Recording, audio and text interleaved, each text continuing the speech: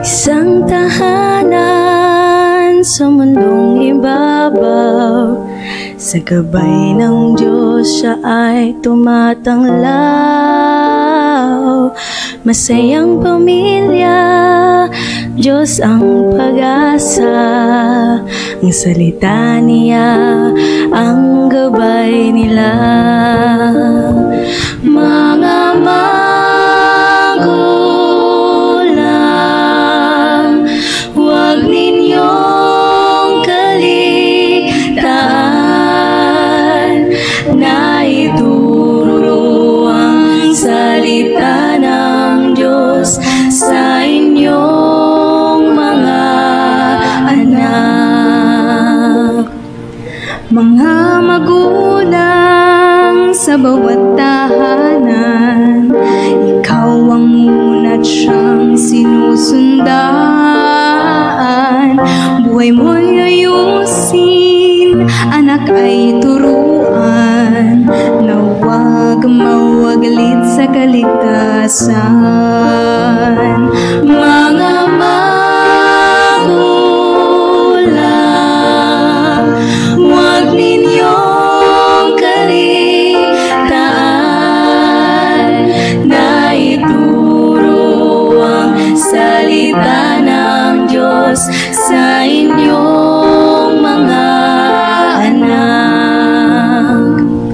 Kung nais mo'y mapayapa at ligaya sa buhay, ikaw ay maglingkod sa Diyos na buhay.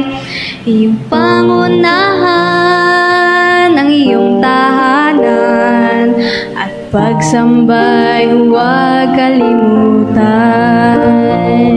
Mga magulang, huwag ninyong kaligtaan na ituro ang salita ng Diyos sa inyong mga anak. Mga magulang, huwag ninyong kaligtaan na ituro ang salita ng Diyos sa inyong mga anak. Na ituro ang salita ng Diyos sa inyong mga anak. Magandang hapon po sa inyo, sa aming mga taga-subaybay. So ngayong hapon po ay magpapatuloy po muli ang ayon sa kasulatan Gabay sa Kabataan. So ngayong hapon ay hindi po muna natin makakasama temporarily si Sister Sharon. Kaya ngayong hapon ay kasama ko po si Sister Bot or Sister Ana Patalinhug, na kung saan naman ay walang sawang sumusuporta sa ating gawain. Nagpapasalamat din po ako kay Ma'am Mayrel De Castro sa kanyang presensya po dito po sa ating Gabay sa Kalusugan. And then we're very blessed kasi ako po'y nakikinig din at ako'y marami natututunan sa kanya, at nawa hindi ito yung huli niyang pag-guest sa atin dito sa ayon sa kasulatan. We're looking forward for more. So Sister, God bless sa yung ministry, and then we're looking forward to be with you with our more ministries outside and inside the church. So ngayong hapon po, ang ating pong topic is chapter 79, our attitude in prayer. Pero before we start, ay ako po muna ay babati sa aking pong mga friendship out there. So binabati ko po si Felizardo Poben, and then si Nati Poben. Actually, ito po si ate Nati Poben ay mother po ni Jennifer Albiela, ang ating pong bagong binyagan. So isama po natin sila sa panalangin, lalo na po si Kuya Felizardo kasi wala pa po siya sa pananampalataya. And then nagpapasalamat din po ako sa pamilya po ni Jennifer and Arya Albiela sa inyong pong gift. Gawa ng binati ako, Sister Bot, ng Teacher's Day. Wow. Kasi last week. So thank you sa pa-chocolate ni ma'am. So, God bless sa inyo. And then, ganoon na rin po, binabati ko rin po si Jenny Lynn, si Sab and Kian and Rene Lopera, dyan po sa Sampaloc. And then, ang mami rin po ni Jenny Lynn at si Charmaine at kanyang bagong baby, na nawa ay pagpalain kayo ng Panginoon at sana ituloy-tuloy lang tayo sa paglilingkod natin sa ating Panginoon hanggang siya ay dumating. And then, binabati ko rin po si Ate Sha. Shout out sa iyo, Ate Sha, kung nasaan ka naroroon, ang yung pagpapaganda ay sana'y mapabilis na makasama ka na po namin sa linggo. So, marami pa tayong ministry, Sister Sha, ko dapat paglabas mo sa iyong beauty salon. Yes.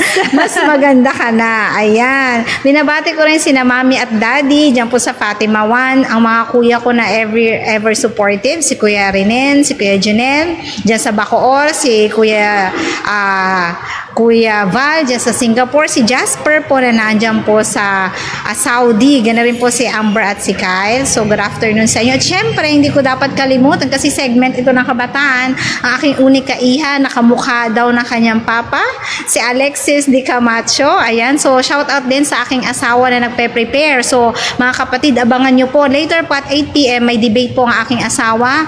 Ang makakaharap niya po si Brother Denmar at ang kanilang pag-uusap is kapag napaayos nila ang back-to-back po nilang debate, magbabalik Adventist daw po si Brother Denmar. Amen. Kaya nagpaghahanda talaga ng asawa ko ay pagpanalangin nyo rin po para po ay manaig naman po ang katotohanan po muli ng ating Panginoon. Okay? So, ngayong hapon ay wala na po ko ibang babatiin. Dagdag na lang po si Eunice Corsales, sa aking cute na pamangkin na aking nasa kabilang bahay lang po na aming tahanan. So, good afternoon sa pamilya po ng mga Corsanes. At ganoon po dyan sa Langkaan, Brother Jess at Ate Rose. Salamat po muli sa laging pagsuporta. And then later on, magigest ko rin po kayo dito sa aming segment. So, yun lang po ang aking pagbati ngayong hapon. So, si Sister Bot naman po ay bibigyan ko po ng chance para po bumati. Magandang hapon mga kaibigan at mga kapatid, at sorry hindi ako nakapagbati kanina kami ni Sister Myrel sa segment ng kalusugan. So ngayon, binabati ko kayo. Unang-una ang aking asawa na nandito, so ever supportive. At salamat din kay Brother John Lloyd. At ganun din sa ating director na nasa paligid lang. Ayan. At ganun din ang mga taga-Dasma G na sila ngayon ay Bayanihan. Bayanihan. Ayan. Nagbayanihan dito sa church. Inayos sa mga bagay-bagay. Ayan. At ganun din, salamat din sa aking mother na alam ko ever supportive siya na nanonood. At ganun din ang aking mga kaibigan. Si Sister LV Ortiz. Ayan. Binabati kita, sister. Thank you sa iyong panonood. At ganun din ang iba pa pong mga kaibigan natin sa social media. Kayo ay hindi ko na maisa-isa pero binabati namin kayong lahat.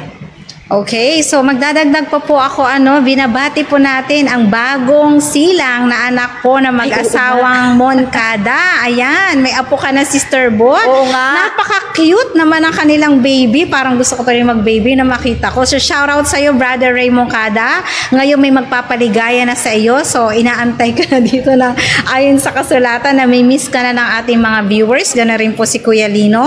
So nawa ay maging kumpleto na kayo para naman mas masigasig ang ating paglilingkod. So ngayong hapon ay tayo na po ay mag-start. So mag-pray mo muna tayo para sa ating pasimula. Tayo po ay manalangin. Ama naming banal na sumasalangit ka, sa hapong ito, Panginoon, muli kaming tatalakay ng aming programa na kung saan magpapalakas po ng pananampalataya, hindi lang po na aming mga kabataan na tagapagkinig, na rin po kaming mga magulang at mga kapatid na sumusubaybay sa aming programa. Nawa, Panginoon, sa hapong ito, kayo nawa ang mamutawi sa aming mga labi upang sa ganon ang lahat ng aming sasabihin ay maging kasang-ayon lamang po sa inyong banal na kalooban. Patawarin din po kami, Panginoon, kung sa inyo po kami nasumpungan, nagkulang at nagkasala. Ito lang po aming hiling at dalangin, alang-alang na lahat, sa pangalan ni Jesus, namin tagapagligtas. Amen. Amen. Okay? So, ngayon po ay ako'y magpapasalamat din kay JL, talaga namang walang sawang pagsuporta. Ganoon na rin po si Brother Don. Ayan. So, Don Argente. At ang mga kapatid po na nasa likod, actually, papasubalian ko na po kayo na kung may naririnig po kayo mga unnecessary noise, yan po kasi ay nagagawa po dito sa aming church. May bayan bayanihan po, kaya po ay pagpasensyahan niyo po, ngunit magpatuloy po tayo sa ating paglilingkod at sa ating programa. So ngayon pong hapon ay napakaganda po na ating topic, Sister Bot. Actually, ang title is, ang nakalagay is, Our Attitude in Prayer. So mga nakaraang linggo, nagkaroon tayo ng part 1, part 2, part 3, Prayer, Our Stronghold. Ngayon naman, pag-aaralan natin kung paano ba ang tamang panalangin. Nung nakaraan, kung dapat ba tayo umusal ng maingay, kailangan ba tayo emotional. Ngayon naman po is paano tayo magkakaroon ng tamang manner o tamang pagtatrato kung tayo ay mananalangin sa ating Panginoon. So sa mga kabataan dyan na medyo naku-confuse kung paano ba tayo mananalangin, so stay tuned po kayo ngayong hapon. So sabi nga po dito, let's start po, sabi nga po is identify po muna natin. Ano po ba ang ibig sabihin po ng attitude? Kasi nga dito sa kay Ellen White, ang title is Our Attitude in Prayer. So paano po ba tayo magkakaroon ng pagsasagawa o paano natin gagawin ang tamang panalangin? So sabi nga po dito, so meron akong mga kinuhang meanings galing sa internet, ang galing din po sa ating Biblia. Sa internet po, sabi daw po is, pag sinabing attitude, ito yung ating view, approach, or position.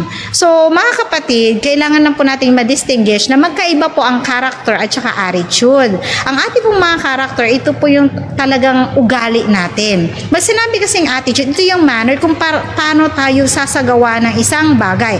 For example, kasi po ako teacher, natatandaan ko ng mga kabataan namin, medyo nawala na yun ngayon, pero by next year po, ibabalik po ng ating Vice President na si Miss Sara Duterte ang GMRC, Ate Bot. So ibabalik yang kasama na yun sa grading system. Ng mga kabataan nating Sister Bot, di ba, kapag sa school, hindi sapat na ikaw ay matalino lang. Tama. Dapat ikaw ay mabait, dapat ikaw ay behave. Kaya nga po, meron tayong grading system na meron tayong GMRC. Ito po yung ating attitude sa pang-araw-araw. Let's say, ang character mo ay likas ka naman talagang mabait, pero ng araw na yun, ikaw ay nasakta, nanuntok ka. Yun po yung tinatawag nating manner or attitude. So sa ating pang-araw-araw, dapat pala sa pagpapanalangin natin sa Panginoon, may proper attitude and manner din tayo, Ate Bot. Kung paanong posisyon, paanong approach, parang ganito, Ate Bot, di ba pagkaharap mo yung teacher mo, di ba iba yung paggalang mo? Kapag kaharap mo si Kuya Sam, medyo friendly ka, medyo sweet ka. So may mga iba't ibang manners tayo. Siyempre, ang Panginoon, siya ay Diyos natin. So dapat, yung paggalang natin ay iba din. Hindi dapat siya katulad lamang ng approach natin na ginagawa sa pang-araw-araw nating pamumuhay. Okay, so sabi nga po dito, si Brother John Lloyd, paki-flash nga po. So kung may mga Biblia po kayo sa ay mga taga-subaybay, pakibuksan po ito sa Ephesians 4 verse 23. Makikita po muli sa Ephesians 4 verse 23. Ang sabi daw po dito ay ganito, 4:23. Yan, ayan po. So, ang sabi po sa Tagalog version po, ngunit kayo'y hindi nangatuto ng ganito kay Kristo.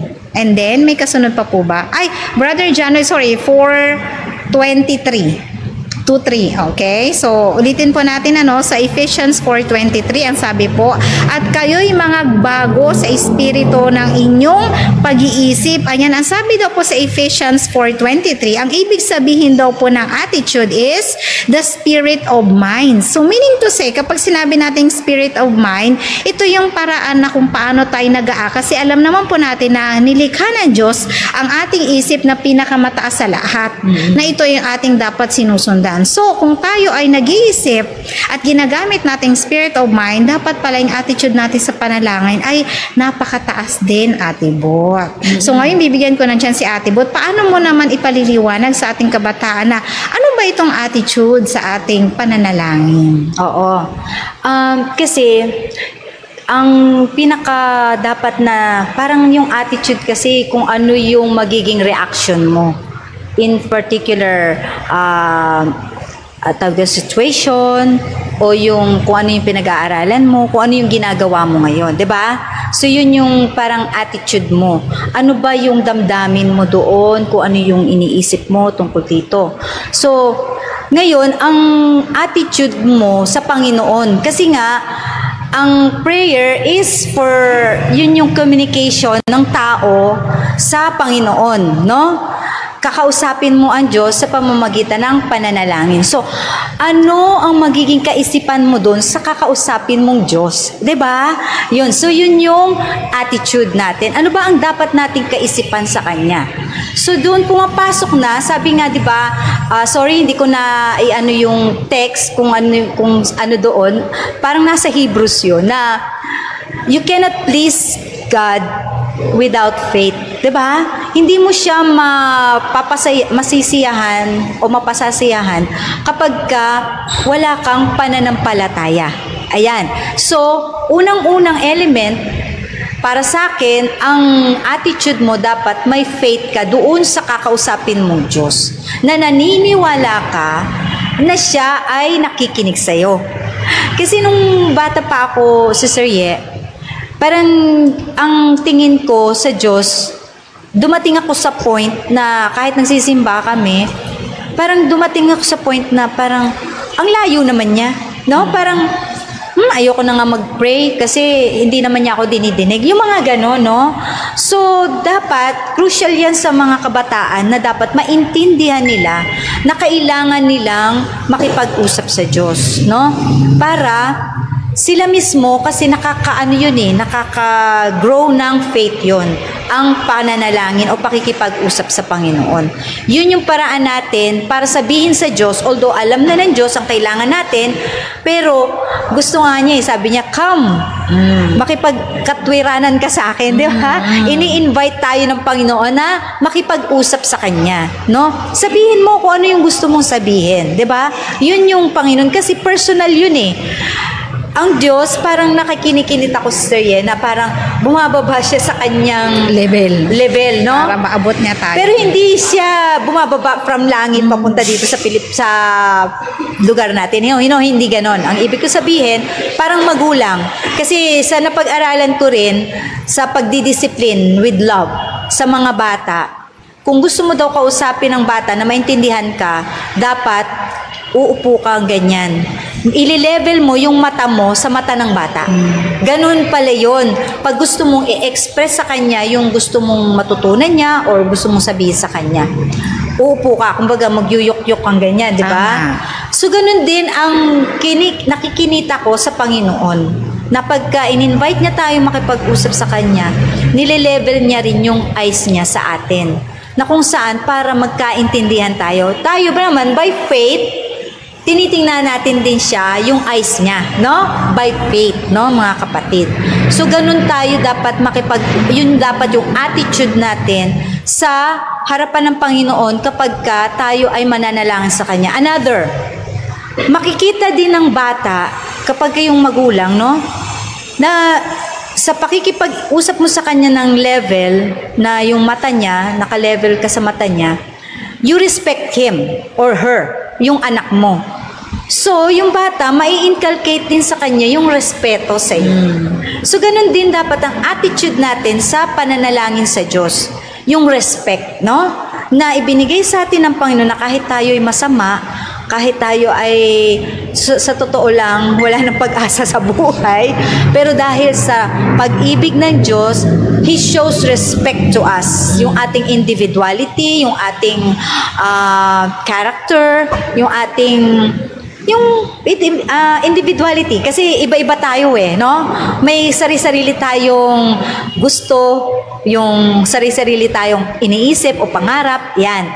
Nire-respeto yan ng Diyos. At ang isa sa pinakamagandang binigay ng Diyos to show His respect to us is the free will of choice ng tao, no? Na pwede tayong mamili.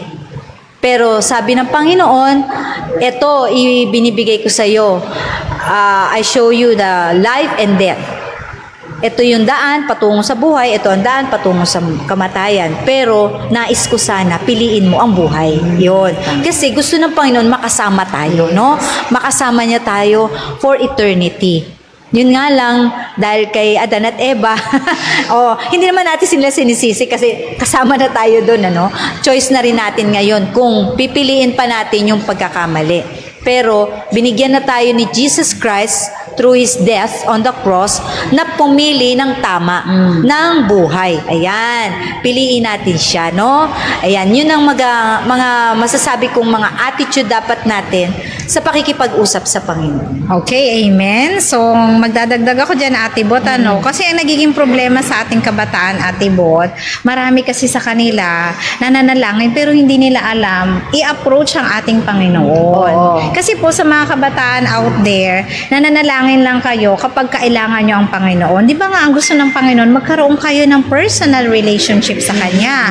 So, dapat po sinasamahan nyo yan ng personal devotion. Yes. Dapat nagbabasa din kayo ng Bible. Kaya hindi nyo nakikilala ang attitude ng Panginoon kasi hindi nyo naman binabasa yung love letter niya. Tama. Pag nabasa nyo yung love letter niya, magkakaroon kayo ng personal connection. And then yung prayer nyo, kasi minsan mga bata, di ba, Ate Bot, no? Normal to, nung bata rin ako.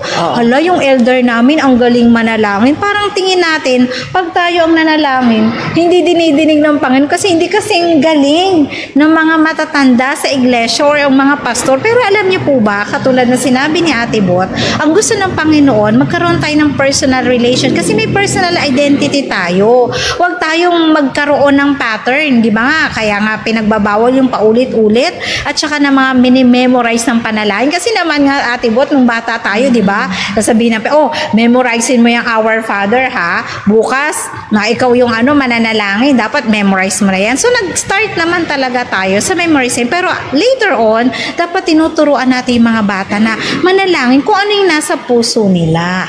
Para naman, nauunawaan, ay, ito pala ang gusto ng aking anak na ito. Kayo mga kabataan, huwag kayo masyadong matakot. Bakit kaya, dapat kaya ito? Ito kaya ang dapat kong panalangin. Maging totoo kayo sa sarili ninyo and magbasa kayo ng sulat na Panginoon ang kanyang love letter para maunawaan niyo yung kanyang kalooban. Din binanggit din ni Ate Bot na binigyan kasi tayo ng free will ng pangtama. Pero alam niyo po ba mga kabataan, tayo ay nilikha ng Diyos para gumawa ng mabuti. So hindi niya tayo ginawa para gumawa ng kasamaan. Kasi nga, ang ultimate goal ng ating Panginoon ay sama-sama. Ikaw ba naman Ate Bot, after mo likhain, di ba? Binigyan mo ng kasing hugis mo. Tapos masasadlak lang sa kamatay. Napakasakit. Tama. Ang gusto ng Panginoon, lahat ng kanyang nilikha ay lahat ay maligtas. So tayo ay nilikha ng Diyos para gumawa ng kabutihan. Hindi tayo ginawa para gumawa ng kasamaan, para lang masadlak at makasama ni Satanas sa ating buhay. So napakalungkot nun. So isipin niyo mga kabataan, yung ating Panginoong Diyos parang mga magulang natin. Kaya nating lambingin. Kaya nating sabihin yung mga hinanakit natin sa buhay. Yan, sabihin natin sa Panginoon, huwag kayong mahiya. Ituring nyo siyang parang katabi, kaibigan araw-araw. And then, wala naman tayo dyang, wala tayong tawag na to, limitasyon eh. Kasi minsan mga kabataan parang natatakot sa Panginoon eh. Huwag ganun. Maging free kayo. Ilabas sa inyo nararamdaman sa Panginoon. At maging daily partner nyo siya araw-araw with prayer. Kasi yan ang magiging strength ninyo sa pang-araw-araw na pamumuhay. Tsaka, ayan. Talagang, kapag ka nag-grow na, naalala ko noon, like kahapon kasi, nung sumimba kami ni Sam doon sa, malapit sa bahay namin sa AUP, yun, ang ganda nung sermon nung pastor, sa John. Sam, ano nga bang yun? Text sa Bible na niya, na sabi niya ganon. Ang ganda, in-emphasize, in-express niya yung nung text na yun. Sa nakalimutan ko lang kung anong text yun eh. Pero sabi dito, yung sa John, teka lang baka nandito. Ayan. Ayun, John 15, 1-17. Ayan. Ang ganda nung niya, sabi niya, para daw ang Diyos, kasi una, ang nilagay ng Panginoon, abide in me. Diba?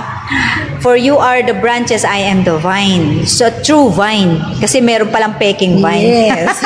So, may peking Kristo rin. Kaya, kailangan ingat-ingat din tayo mga kapatid, So, sabi niya, bakit nga kasi niya sinabing true vine? Ibig sabihin, merong peking vine. So, dapat nakakabit tayo sa totoong vine o sa totoong Kristo. Ayan, ngayon, ang sabi niya, niya na abide in me and I will abide in you. Parang sabi ng pastor, parang nanliligaw, yes. Ganyan, manliligaw sabi ni Kristo. subukan mo ko, try mo ko, di ba? Sama ka sa akin, ganyan. Ngayon, nagbabago kasi yung pagka binabasa mo, naging naman, remain in me, di ba? As the Father remains in me, ako ay nagre-remain sa Father. Yun ang sabi niya. Tapos naging, remain in my love.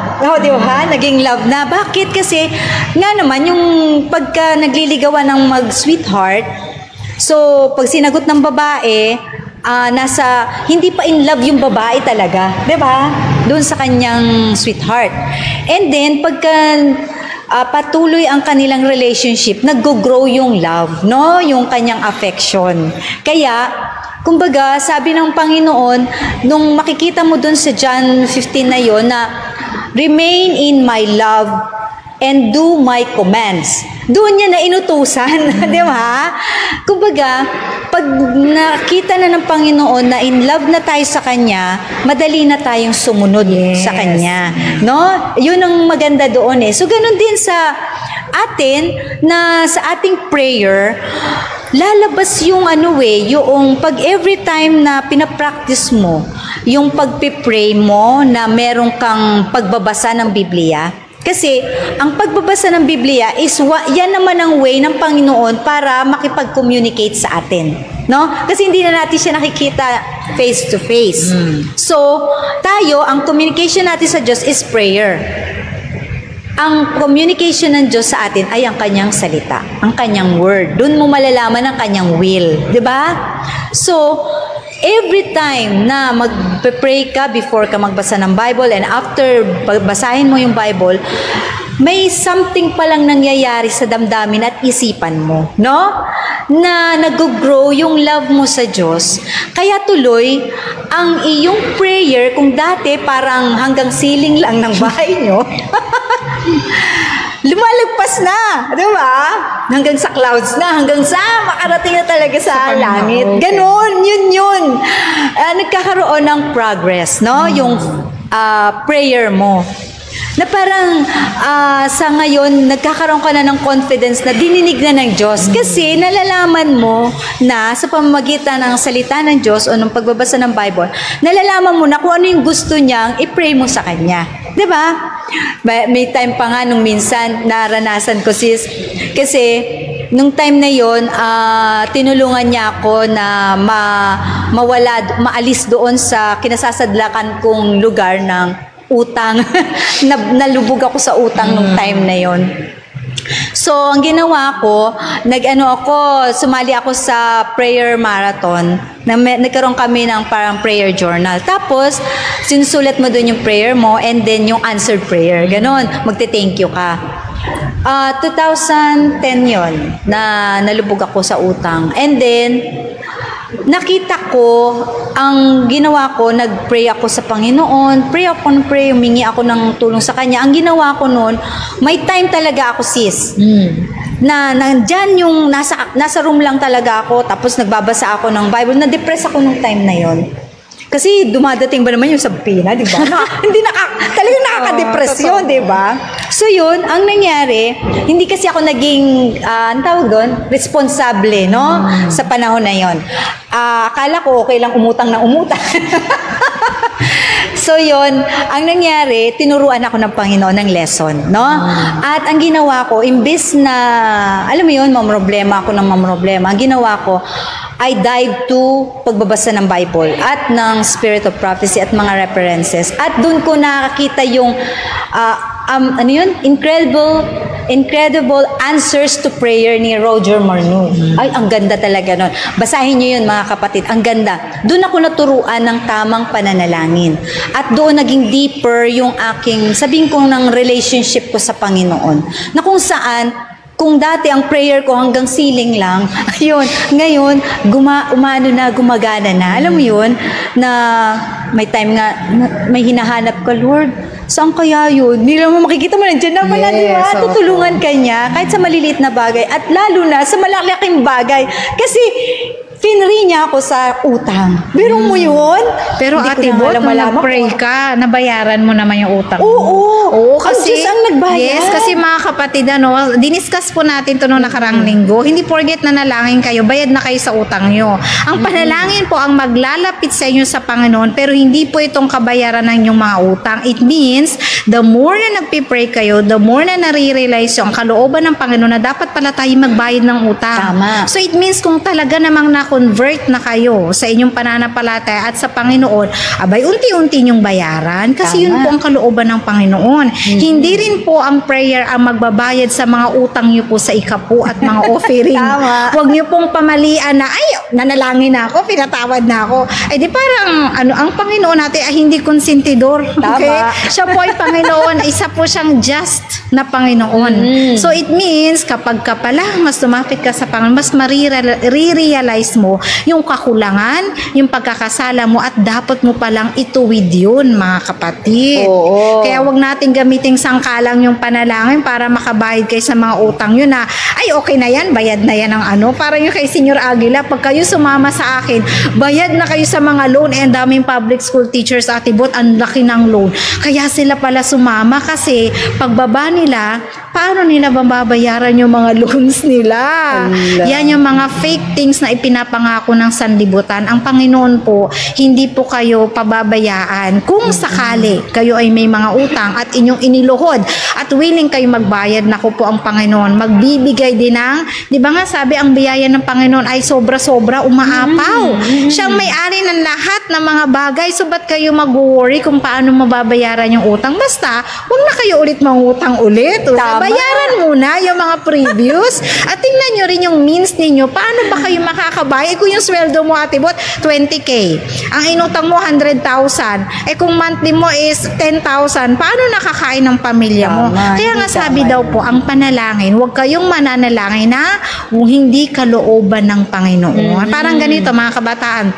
Panginoon, sana po sagutin na po ako na nililigawan kung hindi Adventist. Pambihira, mga kabataan Ang gusto Panginoon ay kapananampalataya. So kayo ay nananalangin na salungat sa kalooban ng Panginoon. So sabi nga po ni Ellen White, manalangin kayo ng kasang-ayon sa kalooban ng Panginoon, hindi kasang-ayon sa inyong kagustuhan, Sister Bo. Oo, tama. Kasi nga, yun nga ang nangyari.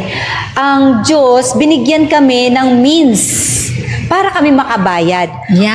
At ipinangako ko talaga sa Panginoon na hindi na ako mangungutang, Panginoon. Tama. Minsan nakakatawa nga Alam mo, may mga tao na nalalaman ko na, nanalangin ako na bigyan ako ng Panginoon ng tao na mauutangan ko.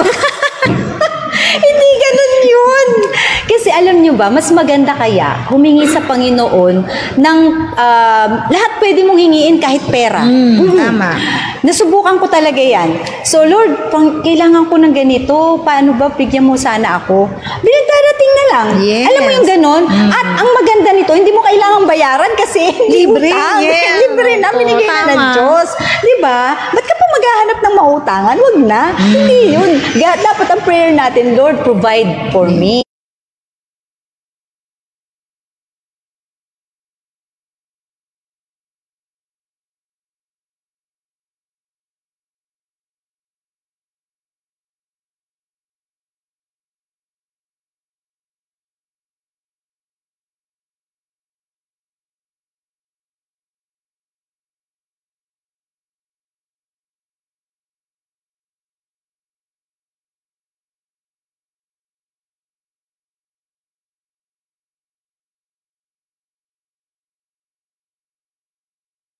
Tungan mo na lang. Tayo ay pinuprovide talaga ng Panginoon sa lahat na ating kailangan. Kaya hindi mo kailangan mamroblema. Di ba nakalagay yan sa Luke 11 na ang sabi ng Panginoon, kung kayo nga na mga masasamang tao, marunong magbigay ng gift sa anak ninyo, how much more ang Diyos na magbibigay sa inyo ng Holy Spirit? Biglang napaisip ako, bakit ganun? Kanina material yung pagkain, di ba? Material at pagkain ang sinasabi ng Panginoon. Biglang maging Holy Spirit. Kasi pala, kapag ka ang Holy Spirit ang hiningi mo sa Diyos, ay ano, lahat ng kailangan mo provided. O, 'di ba? Ang iyong mental, ang iyong emotional, ang iyong physical, at lalo na yung spiritual, 'di ba? Minsan nga napanood ko si Pastor Pavel Goya.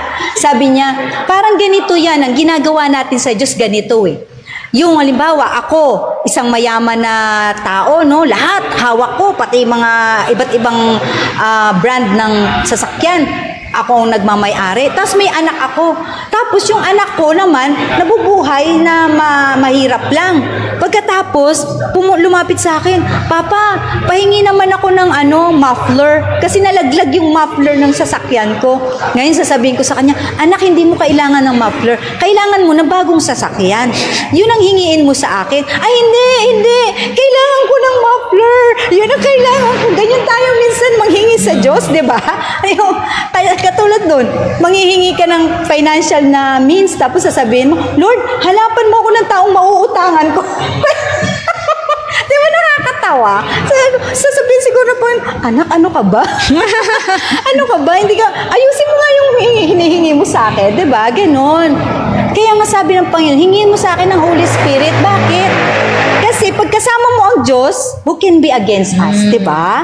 At saka, magpo-provide lahat ng kailangan mo. Hindi mo kailangan At saka maganda nun, may specific. Tama. Oo.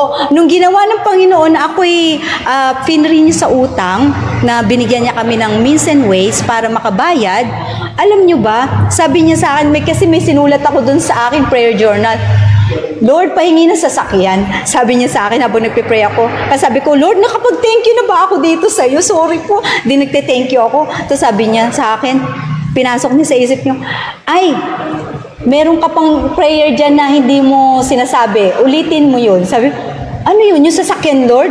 Oo. Sabi niya sa akin, sabi ko, pwede yung pahabol? Ayan, kaya nagkaroon kami ng van. Kasi sabi niya, be specific. Kaya ang ginawa ko, gusto ko Lord van. Gusto ko white. Gusto ko brand new. O, yun nga ang binigay, di ba? O, bibigyan kanya ng means and ways para ma-acquire mo yun. Ganun ang Diyos. Hindi yung magic na, o kaya naman, sasabihin mo, ay, bayad na ako kasi nag-pray na ako. Hindi ganun. Tama. Bibigyan ka ng means and ways ng Panginoon to answer your prayers. Yes, okay. So, let's move sa second question. Ate Bot, sabi daw po dito, why is it important to bow on our knees when we pray both in public and in private worship? So, bakit nga ba kailangan tayo ay lumuluhod at dapat ay nakabow, nakayuko at the same time nakapikit? Ito ba ay may kahalagahan sa paraan ng ating panalangin? Or kahit saan naman parang kahit anong posisyon, pwede naman. Pero bakit very specific si Miss Ellen White na dapat daw tayo ay nakabow on our knees when we pray, both public, sa pampubliko at sa mga private areas. Okay, so ako muna, bibigyan ko muna insight, ang Panginoon po kasi natin ay Panginoon na talaga naman kailangan natin irespeto. Diba sa Korean nga, ang Korean culture, kapag ka nakakasalubong sila ng elderly, from time to time sila ay nagbabaw. So tayo pa kaya na ang Diyos na lumikha ang ating kausap, though na kinukonsider naman talaga natin na best friend natin ang Panginoon, pero kailangan pa rin ibigay natin yung nararapat na respeto at paggalang sa ating Panginoon. Kaya nga as much as possible, di ba, kapag may mga crusades tayo, kung as much as possible, pwede tayong lumuhod, bakit hindi? Pero syempre, may mga exception to the rules din naman dyan. Pero as much as possible, gawin nating holy. Gawin natin talaga naman, kasi nga, ang panalangin is intimate na pakikipag-usap. So, dapat ang ating puso at isip ay nakatuon lamang sa Kanya. Paano naman tayo tutuon, Ate Bud, kung nakadilat yung ating mga mata? So, makakita tayo ng mga distractions. Alam naman natin, parang ganito, Ate Bud, sample lang, halimbawa, kausap ka ni Kuya Sam. Hindi ka nakatingin sa Kanya. Kung saan-saan palingalinga yung mga mata mo, ano kayo mararamdaman ni Kuya Sam? Nakikipag-usap siya sa'yo. Di ba ma-offend siya? Di ba ma-offend ka din? Parang, ano ba naman tong asawa ko? Hindi ka naman nakikinig. Parang asawa ko si Brother Fernando, ganyan yan. Pag nagsasalita at hindi ako nakatingin sa kanya, wag na nga.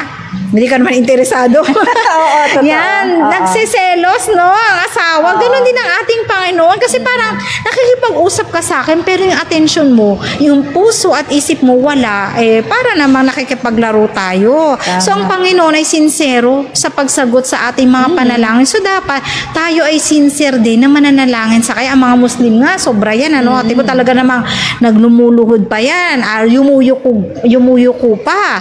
'Di ba? Ang Panginoon gusto niya ipakita natin yung paggalang natin sa Kanya ay totoo namang may respeto tayo sa kabila ng intimate relationship natin. O, ikaw, Ate Bot, ano naman masasabi mo dyan? Oo.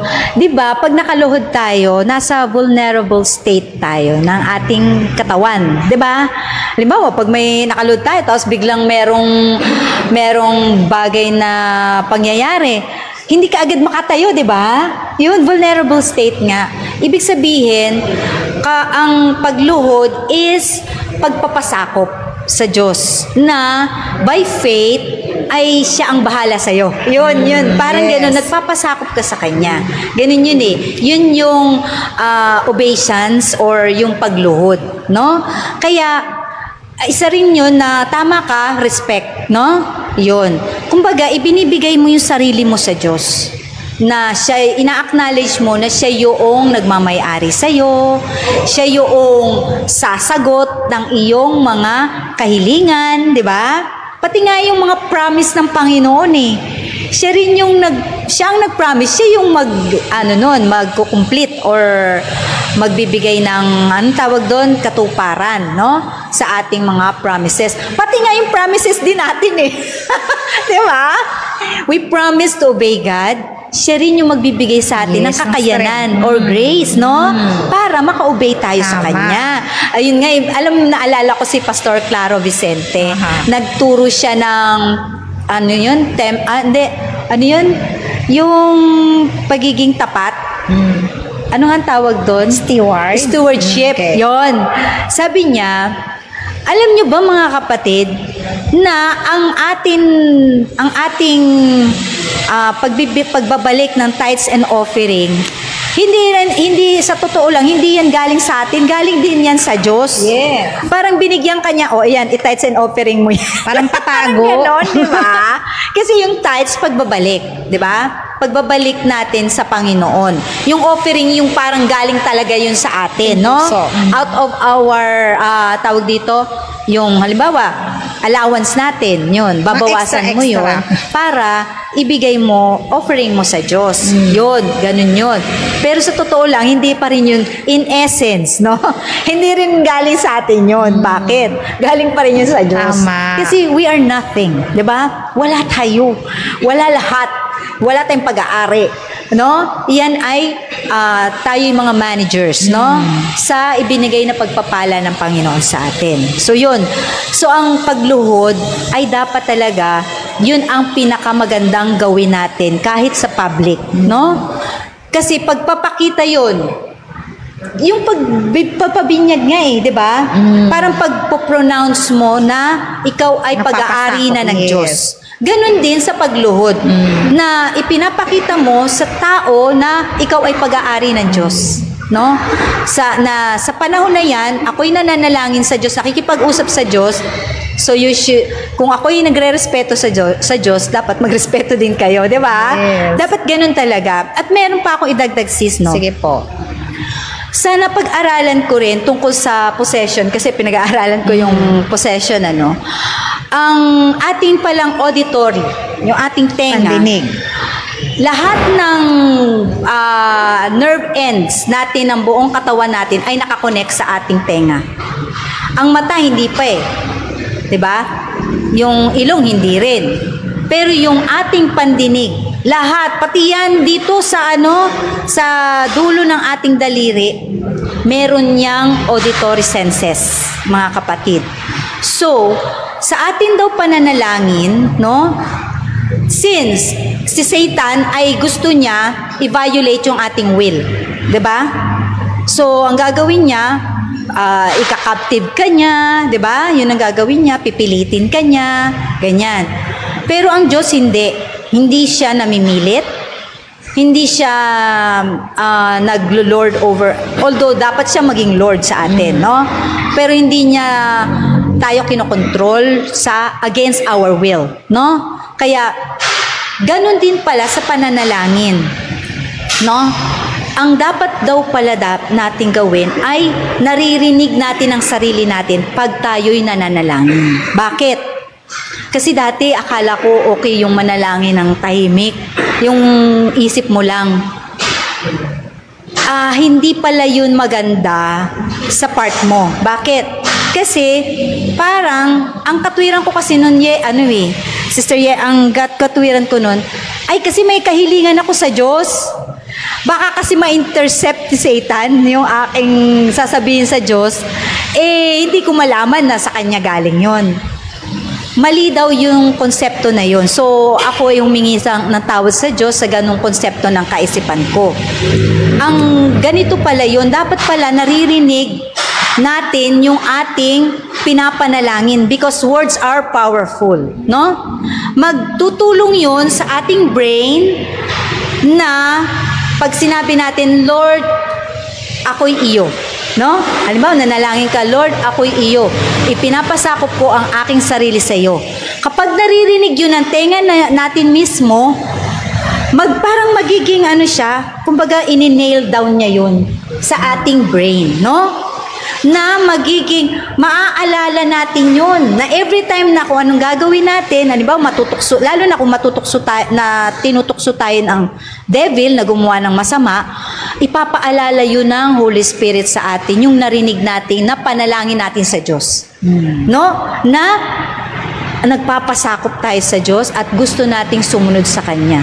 Kaya, mababawasan o mapipigilan tayong gumawa ng masama. Di ba? Na magkasala. Mapapipigilan tayong magkasala. Kasi maaalala natin dahil narinig natin mismo yung panalangin natin. Yun pala yun. At isa pa yun ay parang pag-e-exercise din yun ng faith natin. Na ang Diyos ay makapangyarihan sa lahat. Na kahit narinig ni Satan yung ating prayer sa Diyos, God has power na kaya niyang pigilan si Satanas na intercept yung ating prayer sa Panginoon. Diba? Ang ganda, no? Na doon natin pinapakita sa Panginoon na you are most powerful. Naniniwala tayo na mas almighty God siya, hindi si Satanas. Ganon. Yun pala yun. Kaya ako na-convict na manalangin ng nagsasalita, naririnig ko yung sarili ko. Kasi pinaparinig ko kay Satan na hindi ka powerful. Mas powerful ang Diyos ko. Okay, so Sister Bot, so follow up ko lang din, may iba-iba rin kasi tayong conviction in terms of prayer. Meron naman katulad ni Ate Bot, so ina-utter niya yan para marinig niya. Sa payo naman ni Ellen White, dapat daw tahimik. So depende po yan sa ating conviction, po. Kung tayo po naman ay medyo mahina-hina pa ang pananampalataya, so pwede naman siguro tayo maging silent, okay? Kung talaga naman katulad ni Ate Bot, nire-rebuke yan daw ng nare-rebuke natin ang kalooban ng kagustuhan ni Satanas kasi nga tayo talaga naniniwala na kahit naririnig niya, ang Panginoon is very powerful to answer our prayer. Pero nga po, tulad na sinasabi ko, may iba-iba po tayong convictions kung saan po kayo komportable kasi nga po, sinasabi namin ang prayer po is ito po yung relationship nyo po sa ating Panginoon. So kung ano po nakikita nyong the best way na makipag-communicate sa ating Panginoon, so go for it. Basta lang po maging humble tayo. Kaya nga po, di ba, dapat tayo nakayuko. Ito ipagpapakita na tayo ay nanghihingi ng kapatawaran para naman sagutin ng Panginoon yung ating mga kahilingan. Hindi po tayo dapat nagmamalaki. Kaya nga tayo dapat nakayuko, nakapikit at nakaluhod. Pagpapakita to na nagsasubmit tayo sa Kanya at ibinibigay natin lahat sa Kanya ang ating mga kahilingan. Kasi nga po, ang Kanyang kalooban ang gusto nating maganap sa ating mga buhay at mga panalangin. Ayan, so parang Ate Bot, meron ulit tayo. Sige, dagdag, okay lang po. Sige, Sister Bot. Kasi madalas tayo nagpipray tayo para ma-change ang something, no? Halimbawa, sitwasyon natin or parang ang nangyayari tuloy, inuutusan natin ng Diyos. Di ba, no? Parang kaya tayo nananalangin ay gusto nating matanggap yung gusto natin.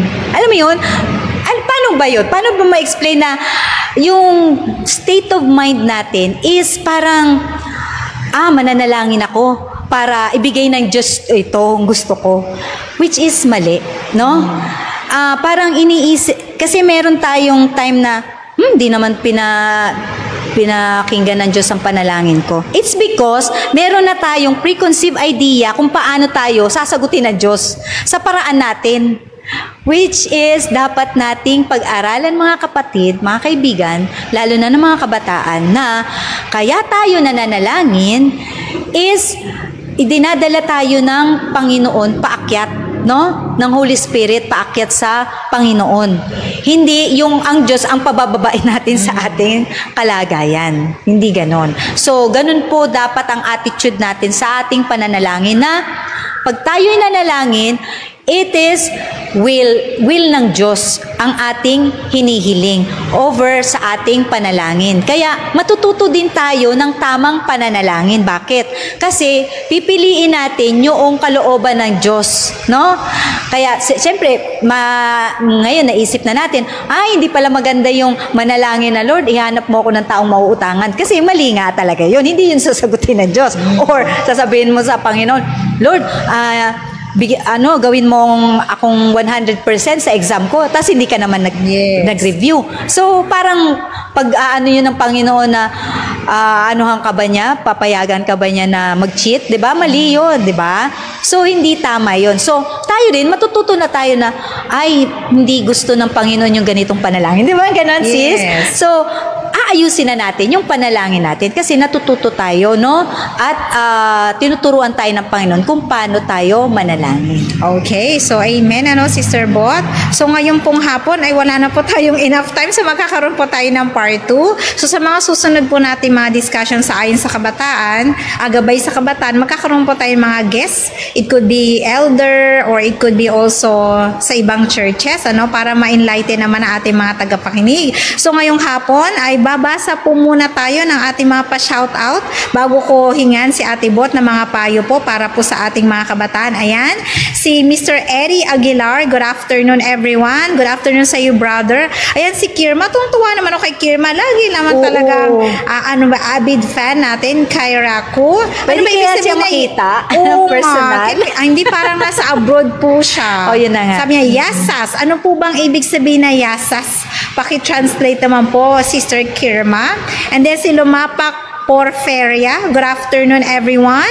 Have you a blessed, nice day. God bless you more, and always watching from Barcelona, Dapitan City, Zamboanga del Norte. Ayan, hello po dyan sa Zamboanga. And then, ganun na rin po kay Lutidu. Gandang hapon, Ate Bot. O, sino ba yan? Mukhang kakilala mo yan, Ate Bot. Shout out mo naman yan. Oo nga, shout out. Alam ko na. Yes. Hello. BFF mo yan, Ate Bot. BFF ko to. Oo. Okay, meron pa po ba? Titingnan ko muna, Brother John Lloyd, dito po sa aking cellphone, kung meron pa po. Ayan, so parang wala naman na So anyway, this afternoon po, bago po tayo mag-closing prayer, ay bibigyan ko po ng chance si Ate Bot na bigyan po ng payo ang mga kabataan. Ano ba ang proper attitude sa ating pananalangin? Ayan, unang-una, mga kapatid at mga kabataan, tayo ay dapat magpakumbaba, no? Sa Panginoon. Kasi, yun nga, katulad ng napag-aralan natin kanina, na hindi tayo mag-e-expect ng pagsagot ng Panginoon on our terms, no? Laging terms ng Panginoon. After all, it's all about God. Ang buhay natin is all about God, hindi sa atin, no? Pati sa paglilingkod or ano man ang ginagawa natin, sabi nga sa 1 Corinthians 10:31, give glory to God, di ba? Pati sa pananalangin, no? Hinahanap natin yung makaka-glorify sa Panginoon.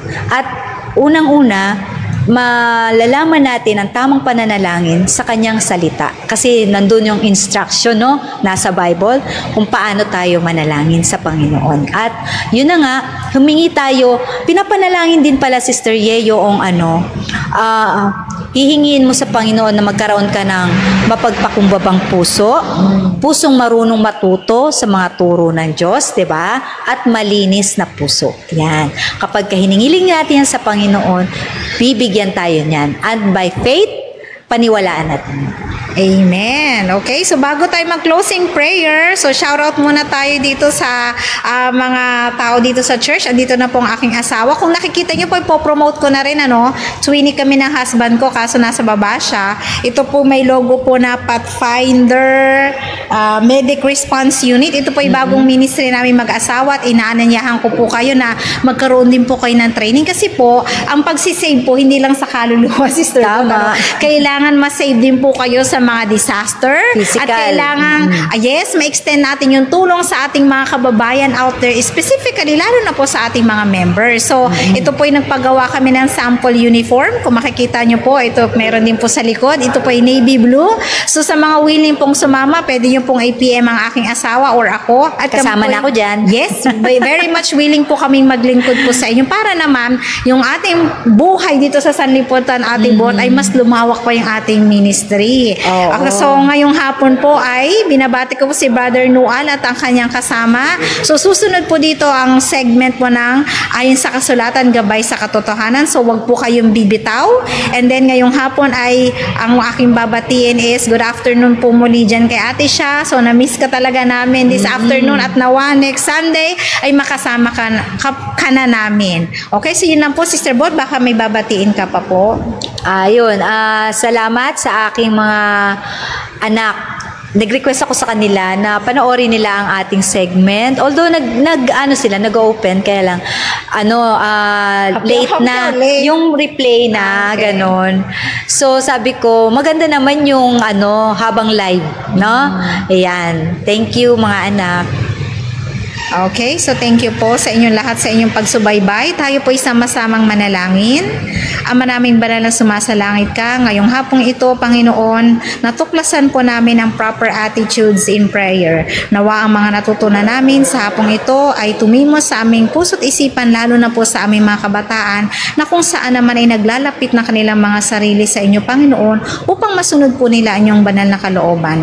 Nawa pagpalain ng bawat isa, lalo na po ang aming mga tagapakinig, ang aming pamilya, mga church members, sa aming mga layman, mga pastor na namumuno po, para po mapalapit na po ang inyong ikalawang pagparito. Patawarin ni kami, Panginoon, kung sa inyo po kami nasumpungan, nagkulang at nagkasala. Ito lang po aming hiling at dalangin, alang-alang na lahat, sa pangalan ni Jesus, na aming tagapagligtas. Amen. Isang tahanan sa mundong ibabaw, sa gabay ng Diyos siya ay tumatanglaw. Masayang pamilya, Diyos ang pag-asa, ang salita niya ang gabay nila.